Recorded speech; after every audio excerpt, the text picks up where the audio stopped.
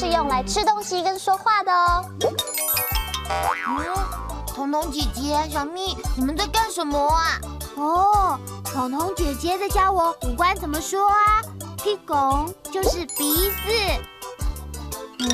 屁股？你又没有屁股。啊，没有屁孔，那不就不能呼吸？啊，没有关系啦，小蜜，昆虫本来就没有屁拱的啊。昆虫如果要呼吸，就是靠腹部的小气孔。哦，原来如此。没关系啊，小蜜，现在你就知道了。不如我们再来复习一次好不好？亮亮想不想一起学啊？好啊。嘴巴嘴，嘴，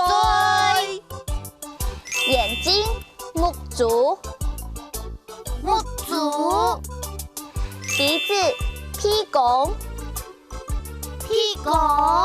哇，你们两个好厉害，学得很快耶！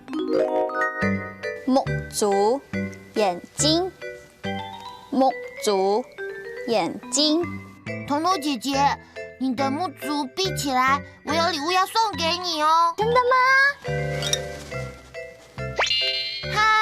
好了，你可以张开目足了。哇，好漂亮的发夹哦！亮亮，谢谢你。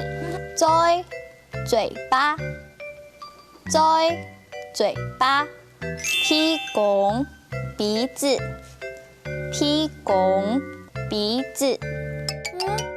彤彤姐姐，你屁股有没有闻到什么好香的味道啊？没有啊。是彤彤姐姐啊！你今天好香哦，彤彤姐姐今天又香又美。哇，亮亮，你的嘴怎么这么甜呢？好开心哦！谢谢亮亮。目足、屁拱、嘴，3句客家话大家都学起来了吗？哈克乌拉拉，我们下次再见喽！张来了，张来了。